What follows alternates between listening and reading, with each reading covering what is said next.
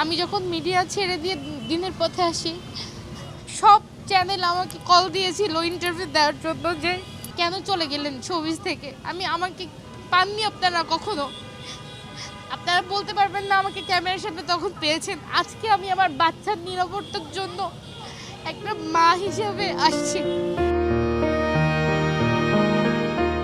এভাবেই কান্নাজড়িত কণ্ঠে নিজের উপর হওয়া অন্যায় অত্যাচারের বর্ণনা দিচ্ছিলেন এক সময়ের শোবিজে কাজ করা মডেল অভিনেত্রী নাজনীন আক্তার হেপি। নানা ঘটনায় একসময় নিজেকে রঙিন দুনিয়া থেকে সরিয়ে নেন হেপি। স্বেচ্ছায় আসেন দিনের পথে। প্রথম বিয়ে বিচ্ছেদের পর 2018 সালে পরিবারের সম্মতিতে বিয়ে করেন মুফতি তালহাকে। বিয়ের কয়েক বছর না পেরোতেই দ্বিতীয় স্বামীর নানা অপকর্ম সামনে আসে হেপির, যা চ্যানেল 24-কে জানিয়েছেন তিনি নিজেই। হঠাৎ একদিন আমি এমন একটা নোটিফিকেশন পাই যেটা দেখে মনে হলো যে এইটা আসলে নর্মাল কোনো কনভারসেশনের কোনো নোটিফিকেশন না। তো ওইটা দেখার পরে আমার সন্দেহ হলো। এরপরে আমি সন্দেহের ইয়েতে চেক দেওয়া শুরু করলাম, মেসেঞ্জার এবং হোয়াটসঅ্যাপ দেখি। তো ওইগুলো দেখে দেখলাম অনেক মেয়েদের সাথে চ্যাটিং, অনেক মেয়েদের সাথে তার পার্সোনাল অনেক নোংরা নোংরা চ্যাটিং। আমি তখন মনে হলো যে জাস্ট আকাশ থেকে পড়লাম, মানে এটা আমি কি দেখছি, মানে কার সাথে কি, মানে একটা জেনারেল, আমি আমি কাকে বিয়ে করেছি, মানে আমার তখন ওই ফিলটা হলো। আমি 4 বছর পরে যে বিয়ের, তখন আমি প্রেগনেন্ট অলরেডি। আমি দেখি সে ফোনে অনেক কিছু করে, আইডিয়া করি হয়তো বা আবার বিয়ে করছে, আবার ইয়ে করছে।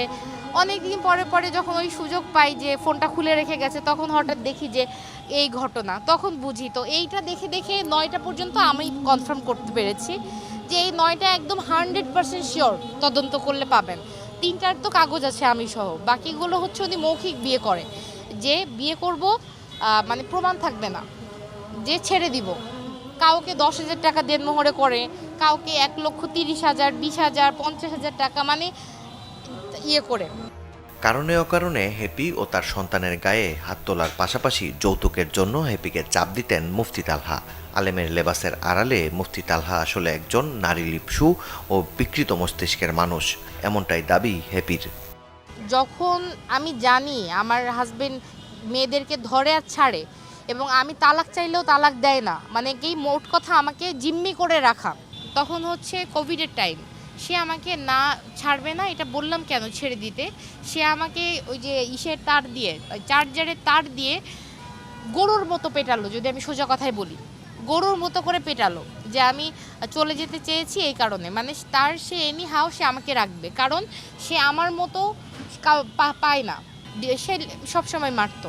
এবং মারা ধরার পরে সে আমার মোবাইলগুলো তার জিম্মায় নিয়ে নিত, যাতে করে আমি আইনি সহযোগিতা নিতে না পারি, আমার ফ্যামিলির সাথে কথা বলতে না পারি, মানে কারোর সাথে কথা বলতে না পারি।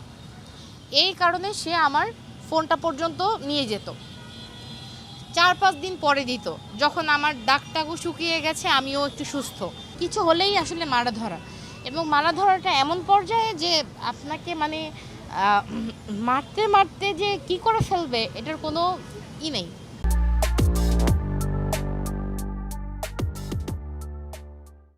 নিজের বাস্তব অভিজ্ঞতা জানিয়ে মুফতি তালহার থেকে অন্য নারীদেরও সাবধান থাকতে বলেছেন নাজনীন আক্তার হেপি।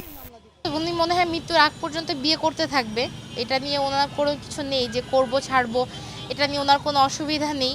তো যাতে সাবধানে, মানে এই মানুষটাকে দেখুক, চিনুক, জানুক যে এই মানুষটা মানুষকে বিয়ে লুকিয়ে লুকিয়ে একটা বউ আছে খালি এটা জানিয়ে বিয়ে করতে থাকে। যে সতর্ক হয়ে যেন সবাই বিয়েটা করে, আর হাফেজ আলে মুফতি বা দিনী লেবাস দেখেই যেন আসলে না পড়ে, কারণ ভেতরের মানুষটা কেমন একটু যাচাই করে যেন মানুষ জীবনে কোনো সিদ্ধান্ত নেয়। সম্প্রতি এসব ঘটনায় আদালতের শরণাপন্ন হয়েছেন হেপি। সবকিছু বিবেচনায় আদালত মামলাটি আমলে নিয়েছে বলে জানিয়েছেন হেপির আইনজীবী। আমার সাক্ষ্য প্রমাণ আছে, আমার পর্যাপ্ত এভিডেন্স আমি কোর্টে সাবমিট করেছি, মেডিকেল সার্টিফিকেট, তারপর হচ্ছে একাধিক ছবি, ভিডিও, তাকে যে বা তার বাচ্চাকে যে বিভিন্নভাবে ইনজুর করেছেন, এটা কিন্তু আপনার জাজ বিচারক দেখেছেন। দেখে তারপর উনি ওনার স্যাটিসফ্যাকশনের জন্য মামলাটি তদন্ত দিয়েছেন। তো তদন্ত রিপোর্ট কোর্টে সাবমিট করার পর রিপোর্টের উপর আমি আশা করছি যে না, আমার মক্কেল ন্যায় বিচার পাবেন। এদিকে হেপির করা সকল অভিযোগ মনগড়া ও মিথ্যা বলে এক ভিডিও বার্তায় জানিয়েছেন অভিযুক্ত মুফতি তালহা। বিভিন্ন সিন ক্রিয়েট করে আপনার থেকে যখনই কোনো একটা টাকা অ্যামাউন্ট উদ্ধার করবে এরপরে আপনার কাছে সে তালাক চাবে। এবং আমি এটাও জানি যে তালাক যে চায় এটা সম্পূর্ণ তার একটা সাজানো নাটক থাকে।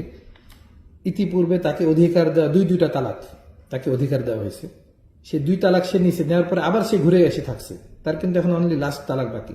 এই যে সে যখন এই আমার সাথে এগুলা শুরু করলো তখন বিভিন্ন উলামা একরামকে আমি নিজে ইনভলভ করার আগে সেই ইনভলভ করতো, ওনার উলামা একরামদেরকে মানে সে তার মতো করে বিভিন্ন উপস্থাপন করতো। যখন বাসার মধ্যে তারা আসতে চাইতো যে ঠিক আছে আমরা বাসায় এসে মীমাংসা করতে চাই, তখন সে আজ পর্যন্ত কারোর সাথে সে বসতে রাজি না। সে তো দুমুখী আচরণ করতেছে। আমি তো তাকে নিজেই তালাক দেওয়ার জন্য বারবার বৈঠক করছি, তাকে তালাকের জন্য অধিকারও দিছি যে তুমি এইভাবে করে করো, কিন্তু সে কেসে লেখা রাখতেছে যে তাকে তালাক আমি দিতে চাচ্ছি যৌতুকের জন্য। এটা তো একটা 2 রকম একটা আচরণ। আল্লাহ পাক আমাদেরকে এটা থেকে হেফাজত করেন। আদালতের কাছে ন্যায় বিচারের আশা করবার পাশাপাশি সামনের দিনগুলোতে একমাত্র সন্তান আর নিজেকে নিয়েই ব্যস্ত থাকতে চান বলে জানিয়েছেন হ্যাপি। সন্তানকে নিয়েই থাকতে চাই, এটাই আমার চিন্তা। মাকসুদুল হক ইমু, চ্যানেল 24, ঢাকা।